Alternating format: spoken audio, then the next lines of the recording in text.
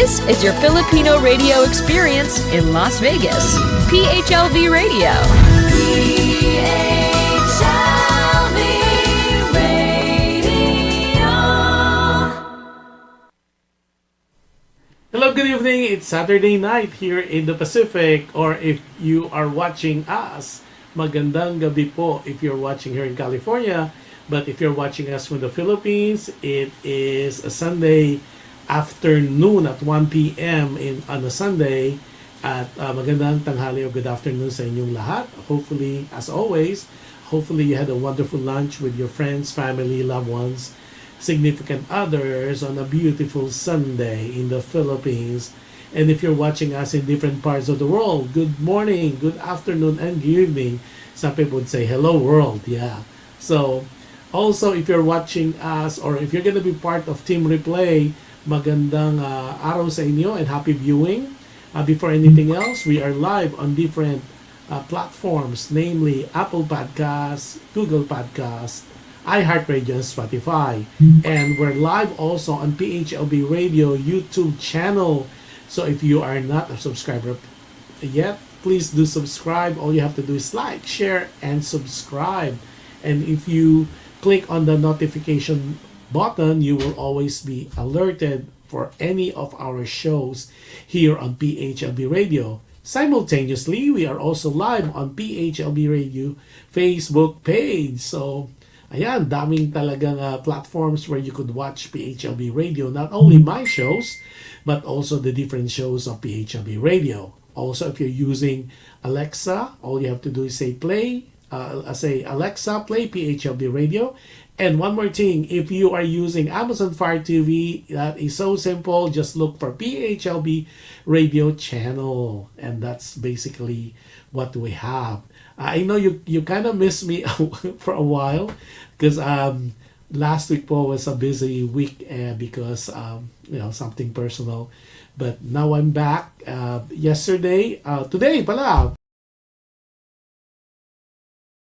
of Padre Pio. And yesterday, for Alam Mo Ba, what we did is we decided to replay the show we did on the travel I did going to the relic or the body or the shrine of Padre Pio in San Giovanni in Foggia in Italy, and that was done early this year. So hopefully you watch the show and you feel blessed, because a lot of you were saying that the show was good because that gave you an idea. So at least in the event that you are able to travel to Europe, especially to Rome, and you want to visit Padre Pio, that's already a guide for you. Ay, nako, ganda ng show po natin. Itong show na to ay, o yung letter has been postponed for 2 weeks since we did a replay 2 weeks in a row. So, yun po, ang title is Apology Accepted, Access Denied. So, medyo I'll be needing your help. Sana makaabot yung mga latecomers natin para maganda po ang ating talakayan. So our discussion will be really wonderful. So it's a story between two friends. And I will keep them for obvious reason to keep their identity. We'll call her, the letter sender, Carmina, at yung kanyang best friend best friend before is Karen. They're both 30 years old. So yun po ang ating tatalakayin today, and hopefully as always, hopefully I miss you guys and you miss me too. So eto na, let's start. And apology accepted, access denied. So it's a story of Carmina, who's our letter sender, and matutukoy din, or that will involve also Karen, who's 30 years old. Sabi niya, Dear Kuya Josh, magandang gabi, araw o umaga, tanghali sa'yo. Ako ay isang masugid na taga-panood ng iyong show na alam mo ba, at Dear Kuya Josh, marami akong nakita o natututunang aral sa iyong show, at isa tong malaking tulong sa pang-araw-araw tamumuhay, dahil yung mga letters na binabasa mo at yung mga dinidescribe naman o kino-comment ng iyong mga tagapanood at tagapakinig ay nakakatulong sa aming pang-araw-araw na pamumuhay. Sabi nga nila, ito ay isa ng aming weekly habit, kaya medyo nasasad kami kapag replay ang show mo. Nevertheless, inaabangan talaga ko ang show mo. So maraming salamat sa PHLV Radio at sa iyong shows, dahil napaka-interesting talaga ng mga topics for both shows. Maraming salamat, Carmina naman. Ako po si Carmina, 30 years old at married. Happily married, kumbaga. Okay, ito po ay tungkol sa aking kaibigan si Karen, na 30 years old as well, at naging kaibigan ko siya since high school. Okay, we are pareho po kami kumpanyang pinapasukan, and we are both marketing executives sa Makati. Okay. Si Carmina daw po ay, okay, 30 years old. Nasaan ako? Okay. Kuya Josh, ang aking tanong sa iyo ay, kailan dapat kang magpatawad? When do you say enough is enough when you forgive? When do you say that apology is accepted but access denied? Dahil for now, that's where I am right now with my friend Karen. We grew up together basically since we were friends back in high school, and I was a loner, but Karen, being an extrovert, she befriended me. Wala namang kaso, Kuya Josh, because we treated each other like sisters. We have the same likes, and we normally hang out together. Imagine, from high school, at dinala namin ito sa college. Friend na friend ko po si Karen. Even back then, no secrets. She was my confidant. She was my good friend. And she acted also, or seems to be, like my sister. We both took business administration. Kuya Josh, I'm kinda ahead when it comes to academics, dahil I graduated with Latin honors, cum laude po ako, while si Karen po ay just to get by. Kuya Josh, how many times can you forgive a friend? Yun ang tanong ko sa iyo. That's why I wrote to you. How many times can one forgive a person who did you wrong? Ganito yun, Kuya Josh. In college, like what I said, we took up business administration as a degree. And although it's not good, at sana wag tularan ng mga taga-watch na lang para easier. Ninyo, I let her normally copy my during exam dahil as always hindi siya prepared o hindi nakapag-aral. Kuya Josh, I know it's wrong, pero dahil kaibigan ko siya, lagi ko siya pinapakopya. At hindi lang once na nangyari ay mas mataas ang grade niya sa akin. Grade good enough pero hindi enough to surpass me when it comes to my grade point average or GPA. Okay? Or grade weighted average. So like what I said, I graduated with a Latin honor, cum laude po, while she graduated naman. Okay? Sa work, we went to the same company. Hagi ko na masabi kasi sorry, hagi ko na masabi yung kumpanya. We work in the same company in Makati at naging project manager kaming pareho in different departments din because the company we work for, we have several projects and products and I was assigned to one product launch at siya rin. Ang masakit noon, Kuya Josh, because we talk about all our marketing strategies, there was one time that Karen copied my strategy at presented it to the board. And ang sakit-sakit noon, Kuya Josh, kasi technically kinopya niya lahat. Hindi siya nagtira. All the ideas, all the strategies, even the print out and print blueprint ng project, kinopya niya. At change niya yung name, my name, to her name. Sobrang galit ko na noon, Kuya Josh. But like what I said, she was my friend since college. So I forgave her. Pero sinabi ko sa kanya, don't ever do it again. Kuya Josh, kasamang palad, that product na nilaunch niya or she was in charge of, it did not take off. So gano'n na nga rin ang nangyari. So what happened was, dahil hindi na nga nagtuloy yung project niya o yung product nila na siya ang in charge, so that marketing strategy at yung lahat ng pinaghirapan ko, in-apply ko ngayon sa product na ako ang in charge. And it worked very well. As a matter of fact, it was well received by the public. So, tuwang-tuwa ang kumpanya sa akin at ako ay na-promote. Okay. Now, Kuya Josh, eto yung tanong ko sa iyo. How far can a person go of forgiving a friend? Hirap ako dahil yung ginawa niya sa akin lately. As I said earlier, I am married. I am still married. Habang si Karen, na 30 years old, I still single.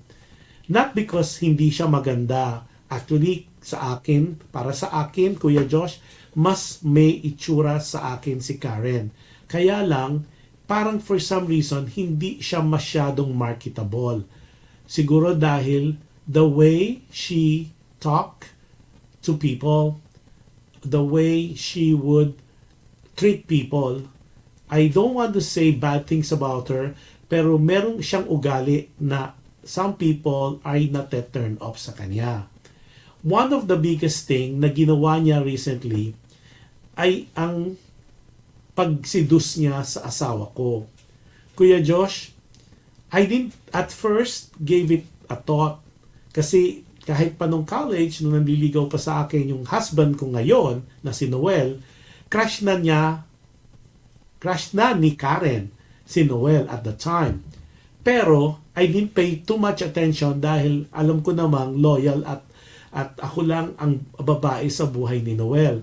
Until most recently, nagparty kami sa bahay at nakita ko yung ibang treatment ni Karen kay Noel. But hindi ako masyadong nagbigay attention simply because kilala ko si Noel at so I thought kilala ko rin si Karen. But to my surprise, hindi ganun pala ang nangyari. While I'm making drinks para sa mga bisita, ito palang si Karen ay for lack of a better word ay nilalandi ang asawa kong si Noel. Buti na lang, Noel, kahit na medyo tipsy, ay hindi siya pumatol. Kuya Josh, Noel talked to me about it the following day, kung ano nangyari that night. Masyado raw aggressive ang dating ni Karen. Hindi ko alam kung sino paniniwalaan ko, but of course, I have to believe my husband, Noel. Dahil Noel is an honest, especially with our relationships. Nangyari naman na I had to call the attention of Karen. It was difficult at first to confront her. Kasi nga, super deny siya. Sabi niya, baka na-misinterpret lang ni Noel yung mga ginawa niya that night. Kasi she's just being friendly. What I told her was this, Karen, I know you since high school. I know what you're capable of. And I know Noel is an honest man. So whatever you have to do, please stop. Okay? Dahil hindi ka papatulan ni Noel. Because I know Noel and our love for each other is stronger than anything else. Nag-apologize sa akin si Karen.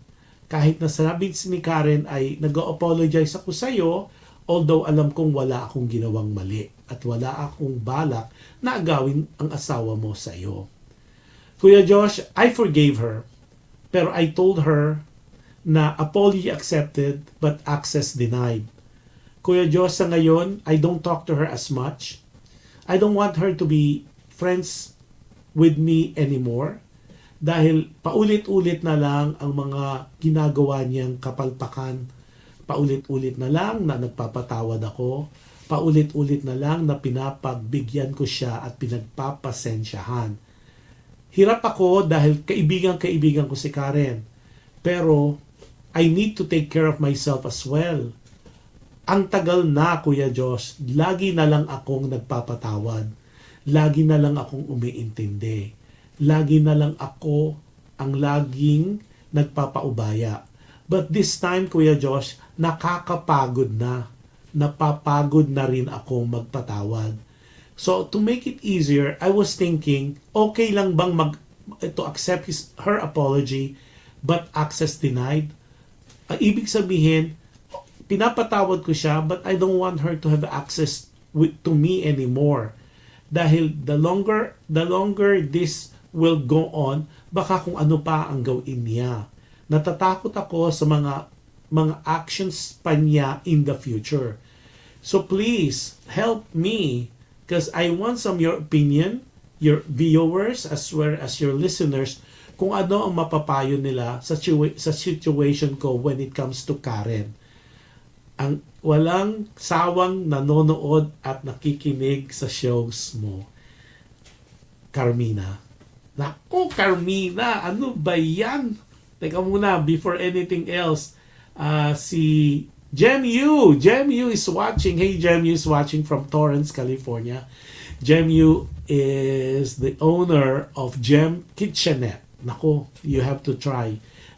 Naku, I'm trying to get her on board para ma-interview natin, pero masyado siyang mahiyain. So one of these days, I would try to get yung mga pictures ng mga tinitinda ni Jem. Kasi grabe yung kanya, I think I covered it one time, yung kanyang egg pie to die for at ang kanyang chicken tocino, grabe, super sarap. Okay, so it's a Gem Kitchenette. I don't have the number with me, but definitely, kung ma-text mo Gem, I will announce it here. Tapos, si Chap Marcos is watching also. Oh, Aseret! Aseret! Ako, alam ko, nakita ko yung mga comment mo one time. I know, pero hopefully hindi ka na-disappoint na 2 linggo taming replay. Ay, nako. Tapos, si Gingerberry, nasa Philippines ka pa rin ba? I hope you're here na. And then, hi, Tito Josh, sabi ni Gingerberry, belated happy birthday. O yan na, alam niyo na. Kaya po ako nag-replay dahil birthday ko.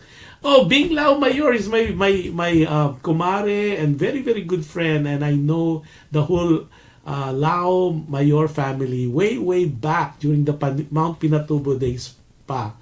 Hi, Bing. Nako, Bing, siguro kailangan kita rito para mag-comment. Bing is watching from the beautiful city, Calibo, Aklan. Yan. At sila po ang may mga businesses sila. I think Bing does the BMEG, parang mga I think poultry or at saka mga babuyan. So at one of yung kanyang bunso. So dami ko ng utang dyan. At happy anniversary sa inyong dalawa as well. Belated nga lang. Anyways, okay, summary natin para doon sa mga latecomers. So ito yon. It's a story of two good friends, supposedly. Si Carmina na 30 years old na marketing executive at si Karen na 30 years old. Si Karen and si Carmina, they practically known each other for so long, way back in high school pa. So they become they became parang sisters. So si Carmina, yung ating letter sender, medyo angat when it comes to academics, sabi niya, and she graduated. Ang course nila pareho is business administration at with Latin honors gumraduate si Carmina, samantalang si Karen naman ay gumraduate. Okay? Now, what she was saying earlier, back in high school, itong si Karen, dahil hindi nga masyadong nasa academe o hindi siya masyado sa academics niya, lagi niyang pinapakopya. Laging pinapakopya ni Carmina si Karen. Although sinasabi nga niya, doon sa mga nakikinig at nanonood, please do not follow that because obviously that's not a good thing kasi cheating yon. Okay? So, pero dahil nga kaibigan niya at lagi niyang pinapakopya. Okay? So, that being said, so nag-college sila, so nag-business administration, so gumraduate nga itong si Carmina with Latin honors. Ang masakit, they end up working for a company in Makati. Again, itong mga places po nito at saka name, we're changing it. Before continue, si Asaret sabi niya, happy birthday. Again, Kuya Diyos, maraming salamat. Gerard Sibayan is watching. Gerard is the husband of my other good friend, the concert comedy queen, Ai de las Alas. And Gerard Sibayan is one hell of a coach ng badminton. So kung kailangan nyo po maging magaling sa inyong paglalaro ng badminton, look for Gerard. Gerard, i-post mo yung number mo so they can call you. Especially if you are in the Bay Area. Bay Area, doon po si Gerard nagtuturo, nagko-coach ng mga teams at mga individual para sa badminton. Okay. So anyway, so nung si Karen at saka si Carmina work in the same company, and dahil nga maganda naman yung kanilang performances, napahawak si Carmina was holding one product kasi yung daw kumpanya it has several products na nilo-launch. So Carmina was assigned to one product, tapos tong si Karen was assigned to another product. So they're both marketing executives. So obviously they were talking to each other, exchanging ideas on marketing strategies. Ang nangyari, ang sabi ni Carmina, galit na galit siya one time kasi itong si Karen, ninakaw yung idea na pinag-usapan nila na galing yung idea, the whole concept. So basically, nasanay na si Karen mangopya, manggaya. So yung strategy, yung marketing plan, lahat kinopya at pinesent ni Karen sa board ng kumpanya. Siyempre, ang gumawa ay si Carmina without her knowledge, hindi niya alam na ipipresent ni Karen yung kanyang pinaghirapan, yung kanyang marketing strategy, marketing plan, the whole works. Pinalitan lang yung pangalan, iniba yung product, at pinesent ni Karen. So, imagine, in spite of that, dahil nga magkaibigan sila, pinatawad pa rin ni Carmina si Karen for technically stealing yung idea, the whole concept. At sinabi nga niya, lo and behold, parang nakarma. Kasi nga, yung product na dapat naka-assign kay Karen, hindi na-launch. Meaning, for some reason, na-shelved siya. Hindi natuloy ang paglo-launch ng produkto. So, what happened, yung kanyang original na kay Carmina na plan, marketing strategy, yung marketing concept, na i-apply ngayon ni Carmina sa kanyang product at it went very well at napuri talaga siya ng kumpanya. At so parang sa kanya, okay na yon. Low and build, okay na yon. Oh, Emma Consul is watching from Carson, California. Sabi niya, Uy, maraming salamat. Happy birthday to you both, Josh. More healthy years ahead. Salamat, salamat. Okay, so eto ngayon. So napatawad na naman niya. Hindi lang isa, isang dalawa. Pero ang pinakamasakit ngayon, ito yung sumulat sa atin si Carmina kasi tinatanong niya, sabi niya, kailan ba hihinto ka magpatawad? When do you stop forgiving someone who offended you or who hurt you? Kailan ba talaga meron bang kumbaga meron ba yung hangganan? Kasi every time na pumalpak itong si Karen, pinapatawad lagi siya ni Carmina. Pero this time, nagtatanong na si Carmina kasi it has gone on a different way, right? Kasi nga, ang kwento ni Carmina sa kanyang letter, mukhang nagkaroon ng seduction itong nagka-party sa bahay ni Carmina at ang asawa niya, remember, 30 years old siya and married siya kay Noel. Pero parang kakaiba that night ang kinikilos ni Karen. At alam naman kasi ni Carmina, even during college days nila, nung nagliligawan pa siya ni Noel, na crush na ni Karen si Noel. Pero ang gusto kasi ni Noel, si Carmina. At sinabi nga ni Carmina, hindi niya maintindihan kung bakit at this stage, wala pa rin asawa, unmarried or single pa rin. Si Karen, maganda naman. As a matter of fact, Carmina said, mas maganda para sa kanya, mas maganda si Karen than her. But the thing is, I guess she was being careful na this Karen ay may ugali. She didn't really specify that in the letter. Pero yun nga, that night sa party, while she was preparing some drinks and maybe some food for the guest, itong si Karen ay become very friendly, overly friendly kay Noel, to the point na ang dating ay may seduction nangyayari. So, the following day, nagsabi ngayon si Noel about what happened that night na medyo talagang, sabi, parang in some ways, parang sinabi nga nitong si Carmina, but enough is enough. Hindi na to project, hindi na to school, hindi na to work. Iba na to, asawa ko na pinaproject nitong si Karen. So there was a confrontation, and of course, as always, i-deny, di ba? Most of the most common thing that people, when they're confronted with an offense, it will always be denied. So anyways, nung dinenay na yung seduction nga, nung dinenay nga ni Karen kay Carmina, sinabi lang niya, stop. Okay? Whatever you have or any intention you have for my husband, stop. Okay? I will forgive you. At sabi nga ni Karen, humingi siya ng tawad kahit wala siyang ginawa.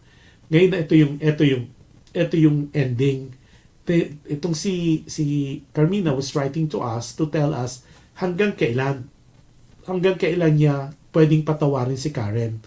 Would she wait na talagang mas grabe pa yung mangyari, or would she what she's doing right now is she accepted the apology of Karen, pero she would not give her access anymore, meaning kinakat na niya, di naman totally, pero medyo nag-cold shoulder na siya kay Karen. Okay? Simply because para wala namang aberya. Yon ang topic for today. So, yung ating si Aseret, si Gerard, si Emma, si Bingbing, si Gingerberry, si Cha, tapos si Jem, your comments. Okay, tama bang apology accepted, access denied ang magiging positioning ni Carmina kay Karen? So please type in your comments. At also open po if you want to go to be a co-host, guest co-host lang naman. One of these days, please do so. Ayan, si Gingerberry, ito na. Naku, nagsalita na si Gingerberry.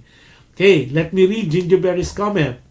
Sabi niya, teka, si Eva naman, happy birthday belated Josh, more healthy years ahead. God bless. Happy, advance happy birthday to you too, Emma. I think we're almost the same month. Okay? Sabi ni Gingerberry, tungkol dito sa apology accepted, access denied. Forgiveness is for the sake of your own peace. Always be aware of the people you allow in your energy space. Some might contaminate your energy to a point of no return. In a nutshell, forgive but you don't have to be friends. Nako, aray! Alam mo, we are almost in the same wavelength na sasabihin ko. Pero totoo yan, okay? Bago natin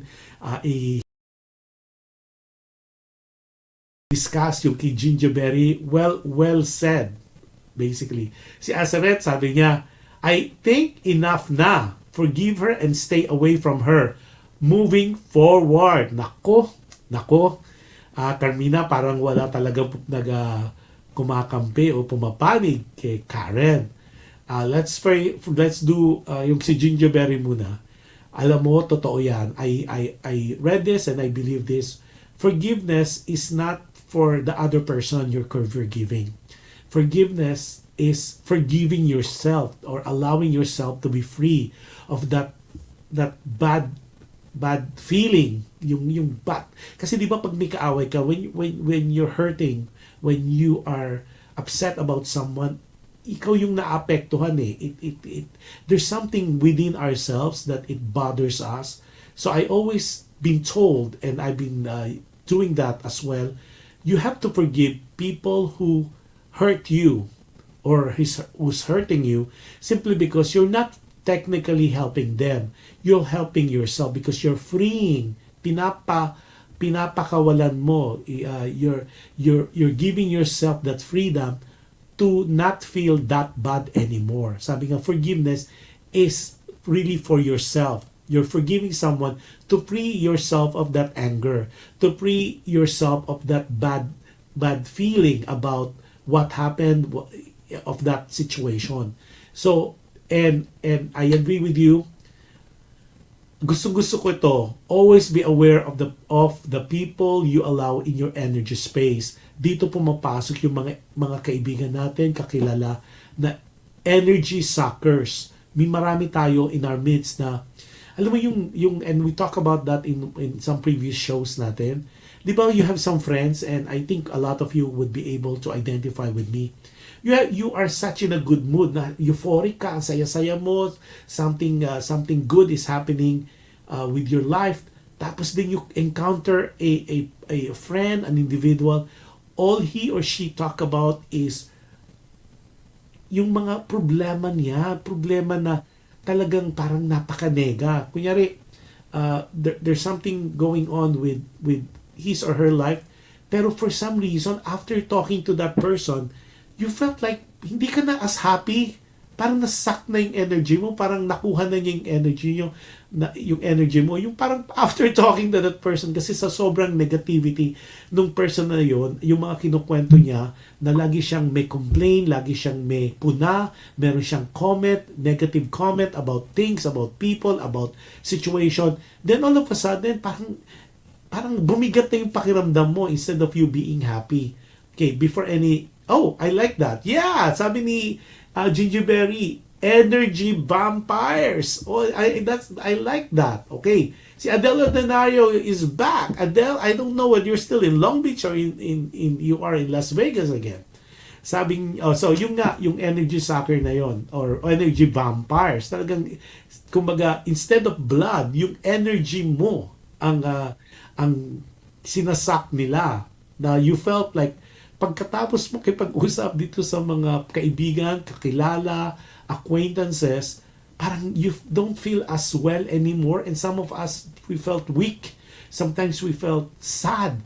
Sometimes we feel, ano nangyari, di ba? I was happy earlier. I was singing like there's no tomorrow, and all of a sudden, just talking to that person or being exposed to that person, sabi nga, na parang nakuha na niya yung energy mo earlier. Oh, okay. Sabi nga ni Gingerberry, some might contaminate your energy to a point of no return. Totoo yan. I agree with you kasi that happens to me too. So ako nga ngayon parang we have this group na and this is the Happiness Squad. And one of these days, I'll tell you more about it. But itong group of people, there's only 8 of us, including myself, dun sa 8. Wala talaga, it was not formed because we want to be part of a group. Nagkataon lang. And this particular group that I'm part of, proudly to say, all we talk about is motivation, positivity. Walang nega. Kung meron mang pinag-uusapan about ideas, then we discuss it. Parang positive lang, chill lang.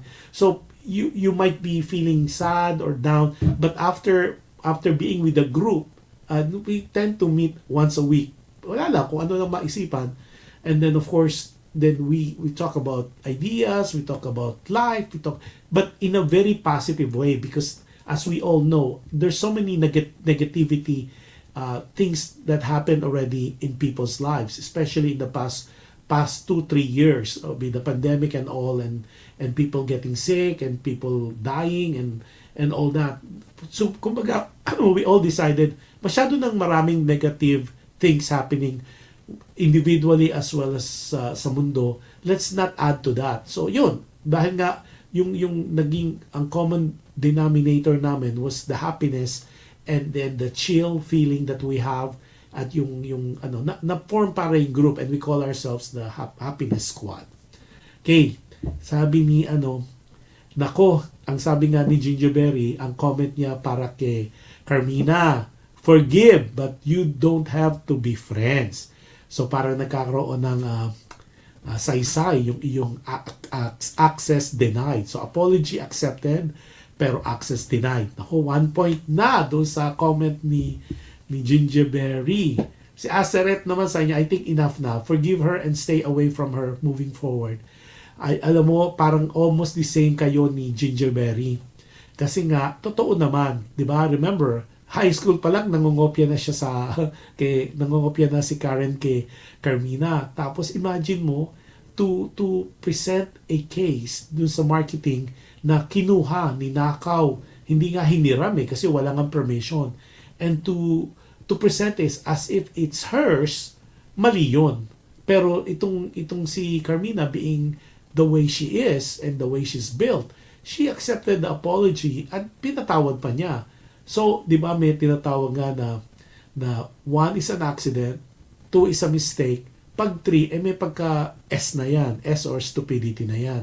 Kasi kung hindi natututo itong si Karen, kasi nga siguro in her mind, okay lang, papatawarin naman ako Okay lang na medyo sumablay, or I make a mistake, or I would make something not naman super evil, pero Karen would know, or would always feel na Carmina would always forgive her. Yun ang parang siguro in Karen's mind. Tapos, ako, ito pa, sabi ni Adele, hi Josh Andowit and Tita Emma Consul.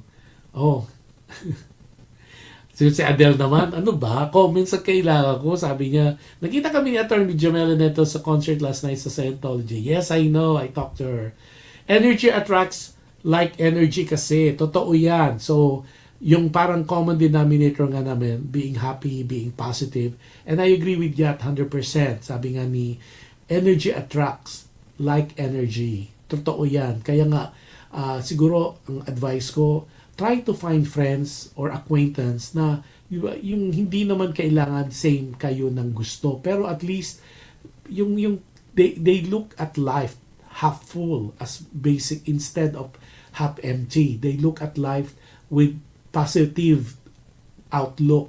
Okay? Parang, kasi di ba, we could make a case on everything in a negative way if we want to.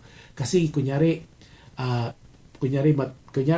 nanood ka ng TV. Naku, ang negative person pwedeng sabihin, panood ka ng TV, radiation yan, nakaka-cancer. O meron namang, kunyari, nagbabasa ka ng mga news dyan sa cellphone o sa computer, and then say, basa ka ng basa niyan, malalaman mo lang all the negative things happening in the world, di maganda yan. instead of saying na news is good to know kasi nga at least malaman mo yung mga current events na nangyayari sa mundo. At naman kung naman yung nanonood ka ng TV, pwede naman niyang sabihin kung positive siya, magaling yung pinapanood mo There's so many lessons to be learned, and of course at the end of the day it's a good relaxation. So it's a way on how you attract situations, on how you deal with different thinking or different point of view. Kasi di ba we could be so negative, nasa attack mo yan, nasa reaction mo. Okay, sabi ni Alex Francisco, I believe forgiveness is the best form of love in any relationship. I agree, definitely.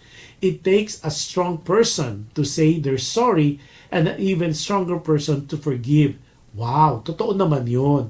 Kasi di ba parang one of the hardest, well, sabi nga, I think two of the three things na ang hirap-hirap sabihin, I love you at I'm sorry. Pero sabi nga nung nabasa natin mga libro in the past at nalaman natin, it's easier to say I love you, pero it's harder to accept or to say I'm sorry kasi nga parang accepting of something you did wrong. Parang ang hirap, di ba?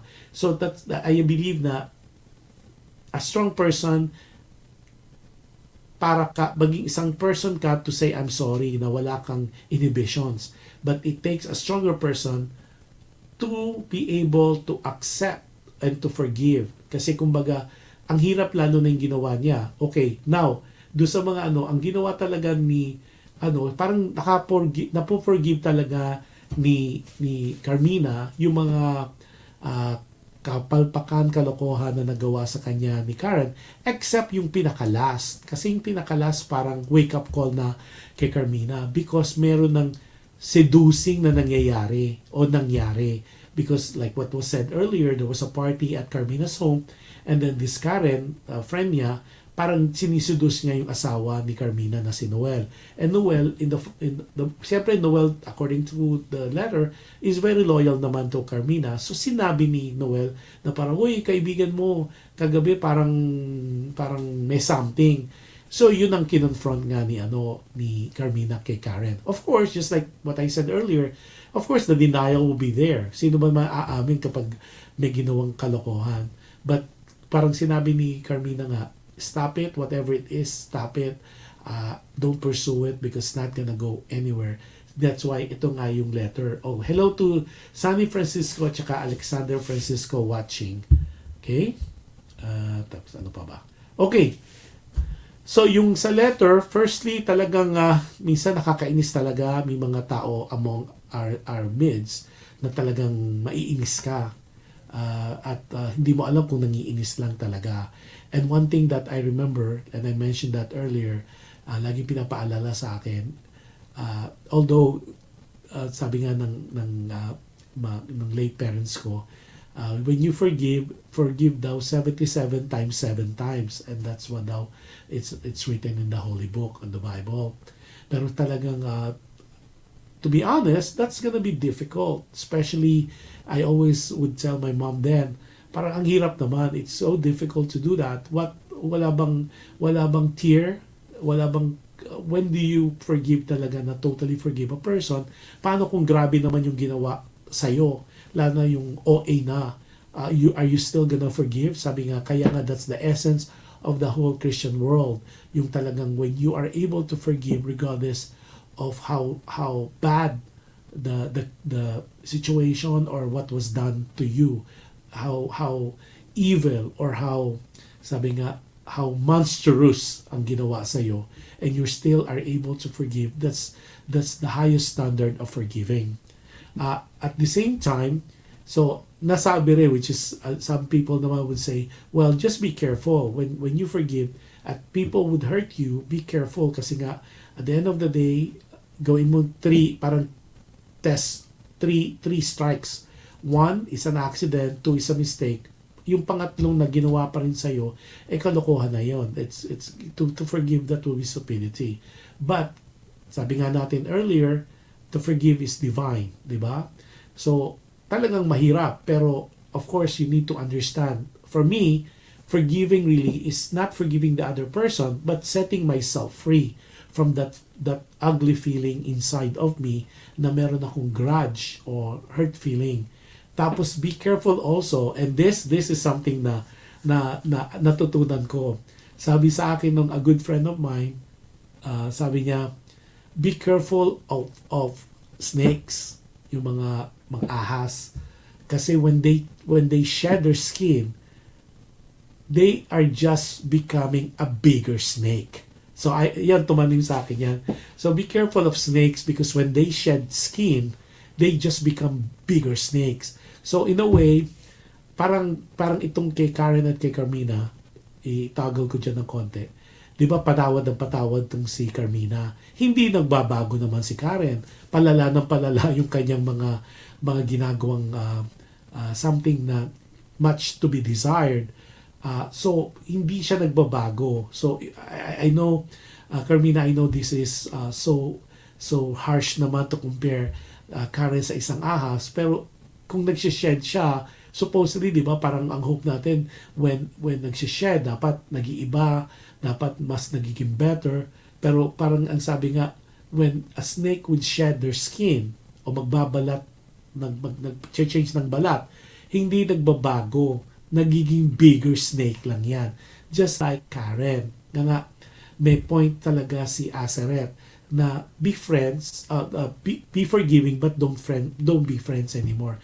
Kasi you are not guaranteed na she would really change. Okay, siguro only time can tell whether she would really change, especially now na naging cold ka na, you're giving her the cold shoulder, kumbaga. Okay, dagdag pa ni Gingerberry, si Ernst Dems is watching from the Philippines. Sabi ni Gingerberry, the moment you start wondering if you deserve better, you do. Ganda. Okay? Never allow anyone to mentally abuse you because you love them. Sabi nga, sometimes I have to make choices that may break your heart but will give peace to your soul. Ang ganda ng Nako, Gingerberry, para kasi Asaret. Kaya yata mag-guest ka rito one of these days. Ang daming hugot, ha? Hugot na you could share. Hugot na maganda yung mga impart mo. And these are, you could tell na talagang may pinaghuhugutan from experience. Sabi niya, kinorek niya, you have to make. Okay? You have to make, sabi niya. So the moment you start wondering if you deserve better, you do. Okay, so meaning, kailangan pag nag-iisip ka, tama ba yung ginawa ko at at deserve ko ba to? Deserve ko ba to be treated better, to be treated as a better friend? Ang sinasabi ni Junior, of course you do. Okay, never allow, ito yung maganda, never allow to mentally abuse you. Mentally abuse is the higher form kasi nga ibang klase na, kasi yung pag medyo tinapik ka, nasampal ka, those are physical na kahit mali maghihilom yun, pero yung sa mental lang medyo at a higher level kasi pag yan ay na-abuse na, at a lot of us na nangyayari yan on a day-to-day basis, we allow friends or family members or people we care about to do that to us. Kaya nga nagkakaroon ng mental illness. But, and laging reason na naririnig natin, time and time again, we allow such person in our lives to hurt us mentally because we love them. Pero ang sinasabi ni Gigi Berry, na you have to make choices that I know it will be difficult, it might even break your heart, but it will give you the peace of mind. So laging choose the right one. Choose what's best for you. Mahal mo nga itong tao na to, like itong si case ni Carmina at ni Karen. Obviously, there's love, a sisterhood love, a sister-like love nila sa isa-isa kasi they've been friends since high school. Pero kung yun naman ang gagawin ni Karen over and over at palala ng palala pa rin, I think kailangan na talagang sorry Carmina, I know you're watching. It's time to really take inventory ng talagang sino ba talaga si Karen sa buhay mo. Siya ba ay tunay na kaibigan o she's just a user and taking advantage of you time and time again? So that's something you really put to heart. Okay? Tapos, sabi ni Adele, yan, I agree with Gingerberry. Tapos si Alexander Francisco sabi niya, forgiveness is not an occasional act. It is a constant attitude. Aba, totoo naman. Okay. Tapos sabi pa niya, forgiveness is nowhere requires that you trust the one you forgive. Ayan mo, yan ang talaga. I agree with that. Kasi pag nasaktan ka na ng isang tao, parang hirap-hirap ibalik yung trust. Sabi nga, kaya nga a lot of people, I cannot blame them na parang once they were offended, lalo na pag medyo mabigat yung offense, the tendency is they want to move on. They want to forget that whatever relationship they had, and they just want to start anew. And I kind of agree with that to some point, simply because kapag naman you have people in your life that constantly would hurt you, will undermine you, I think it's about time to move forward, to go away, to drop them, not necessarily to fight them or consider them as enemy. You could still be friends, pero do not allow them to have access to you anymore. Okay? Sabi pa ni Tapos si Gingerberry, haha, camera shy. Oh, you should know Gingerberry, napakagandang babae. Very, very pretty. Very pretty. Very, si Kuya G. Glorioso is watching. Hi, Kuya G. Good morning from Venice, Italy. Wow! Hindi ko alam nasa tour pala si Kuya G. Ingat-ingat at enjoy Venice. I love Venice. And of course, of course, the gondola ride is one, it's much to be behold. Ang ganda-ganda talaga ng Venice. And of course, next month, I will have a travelogue and we will revisit Venice, Italy, of one of the places. Sabi pa niya, sabi ni Gingerberry, ito na, she's a catalyst, si Karen daw. So sabi ni Gingerberry, she's a catalyst. Ibig sabihin si Karen ay catalyst, so you'll realize how worthy you are and how you should value yourself more. Totoo naman yan. Parang siya yung naging mitya o yung kumbaga force na nagpapaalala sa iyo how worthy you are, Carmina, as a person, at how you should value yourself. Self-love. Okay? Tapos yung gagawin mo naman kay Karen na ginagawa mo ngayon is a tough love. Kasi 'di ba, parang hindi mo naman, you're not closing your doors, you're not closing you're saying na hindi mo na kaaway mo na siya. You're not saying that, but technically what you're saying is rest muna. Parang you want to see some changes. So I think that's what you should do, and in my book that's what you call tough love. Kuya G, be careful ka dyan ha. Mga, alam mo naman, anywhere in the world, maraming pickpockets, especially in Europe. So be careful and keep safe and enjoy Italy. That's one of the best places on earth. Okay, and to visit of course, our cities of the world.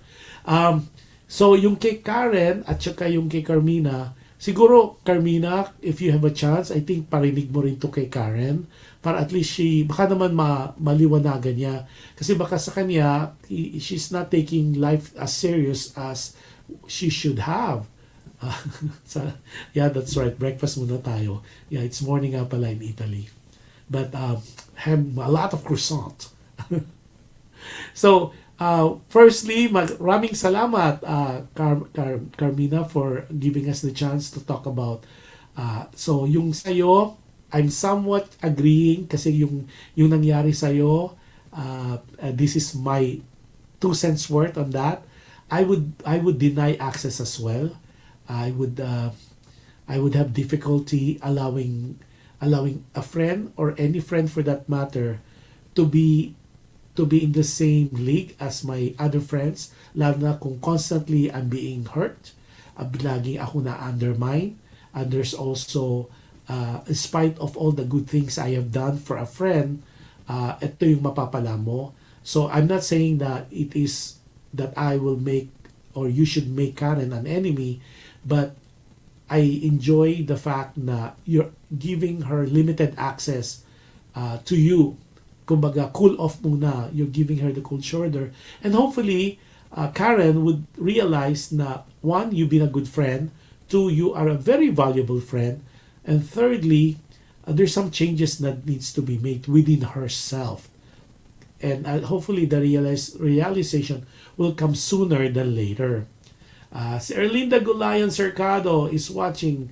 Si Mama E is the mother of fourth impact of Mira, Irene, Mylene, and Selena. And watch out, we're gonna have an announcement of their tour, US tour of Fourth Impact soon in November. As far as I think I'm at liberty to Saturday, November 18 will be in Pomona, California, or the Los Angeles area.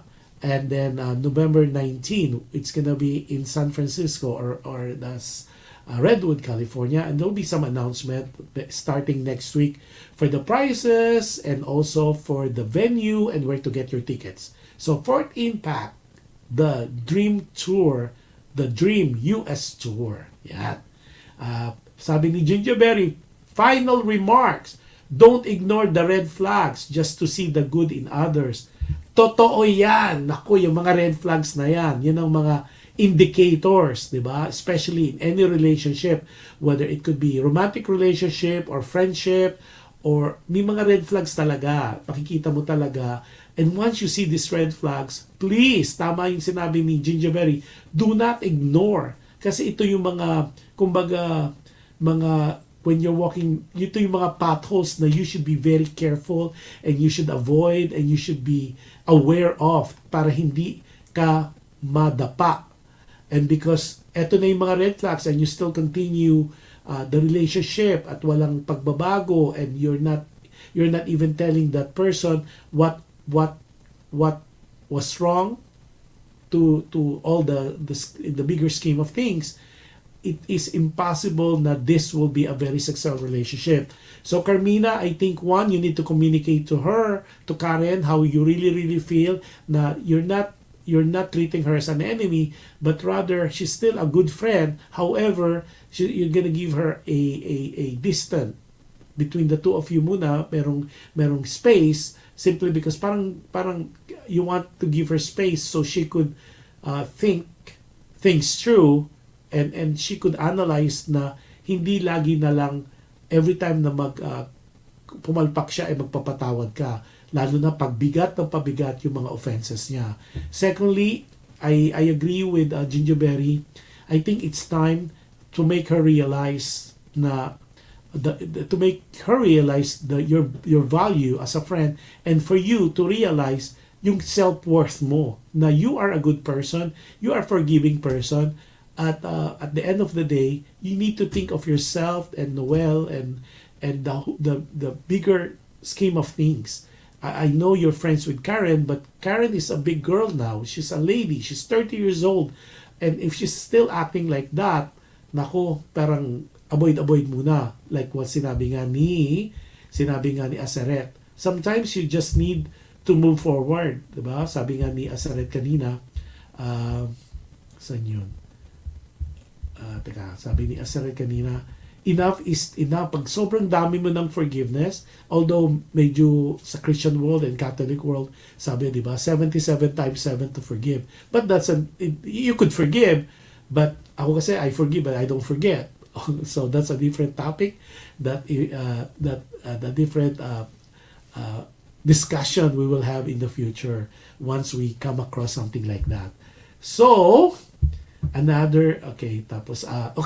so maraming salamat to all our viewers today. Si Jem Yu, si Mark, si Cha, si Aseret, as always, thank you for all your support. Si Gingerberry, missing you. Si Bing Lao Mayor from Calibo, Aklan. Tapos si Gerald Sibayad for tuning in. And of course, Emma Consul right here close to me in Carson, California. And nice seeing you Thursday.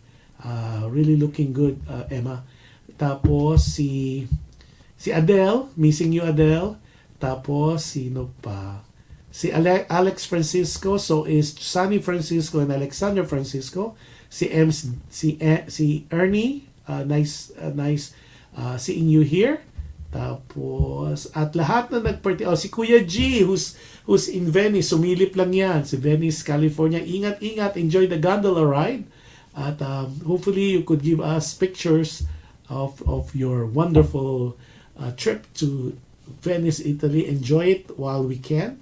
Uh, it's a well-deserved vacation, I guess. And tapos, uh, si Erlinda Gulayan, yeah, so hello to you. And, sabi ni Adele, sorry na late ako. Naku, Adele, okay lang yan. Like what I said, you could do the replay. It's really a very good letter. I think you could add some more comments once you hear the whole thing of it. So, maraming salamat sa walang sawa, walang humpay na support for Dear Kuya Josh. It means a lot to me.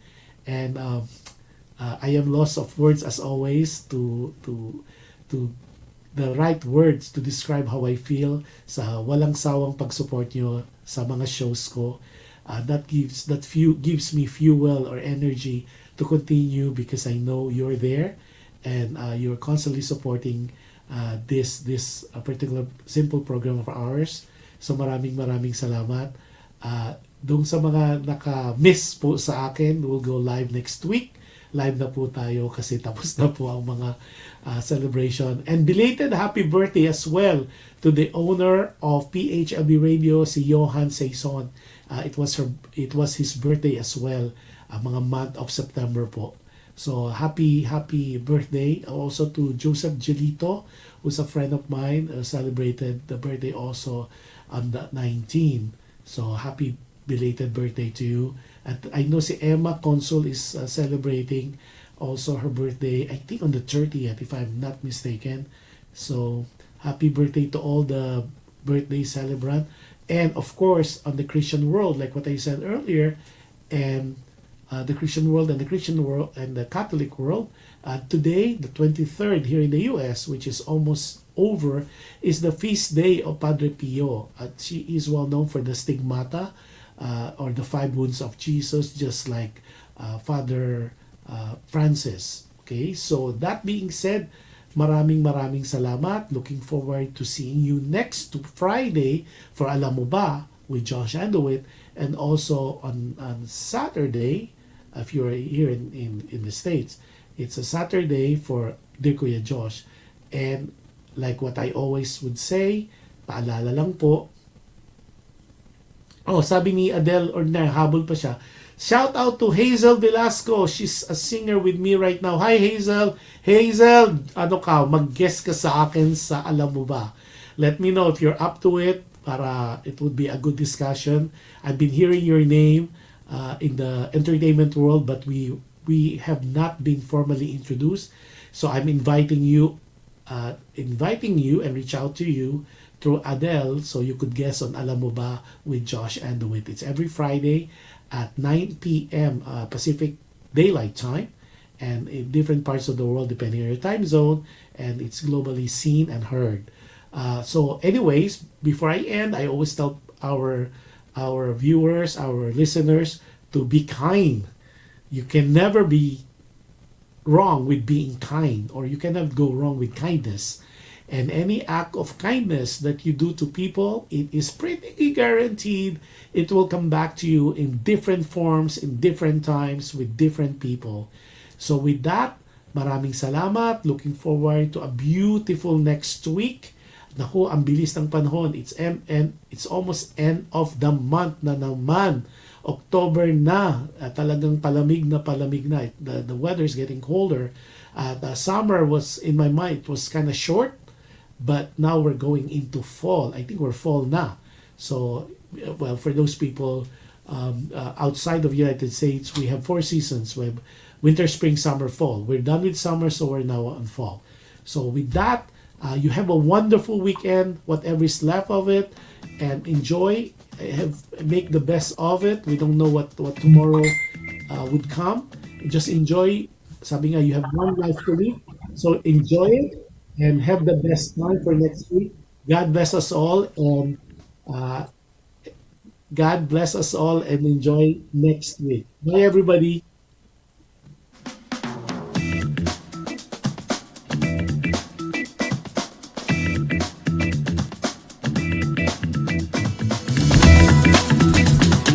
Just like a friend from back home. This is your Filipino radio experience in Las Vegas.